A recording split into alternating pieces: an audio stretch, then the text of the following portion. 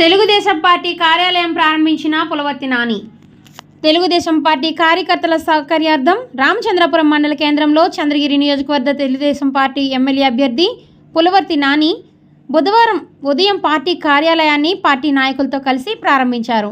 రామచంద్రపురం మండలం కేంద్రంలో తెలుగుదేశం పార్టీ నాయకులు, కార్యకర్తలు పార్టీ కార్యాలయాన్ని ప్రారంభించారు.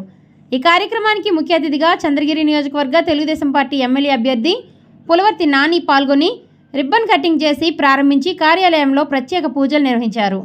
అనంతరం మండల అధ్యక్షుడు తిరుమల రెడ్డి మాట్లాడుతూ మండలంలోని ప్రజల సౌకర్యార్థం ఈ కార్యాలయాన్ని ప్రారంభించడం జరిగిందని తెలియజేశారు.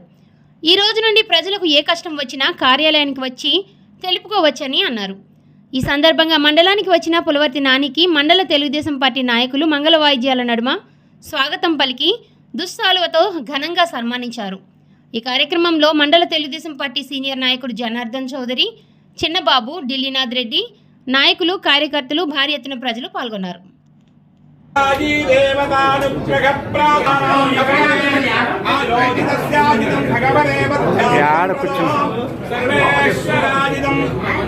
నారాయణ గోవింద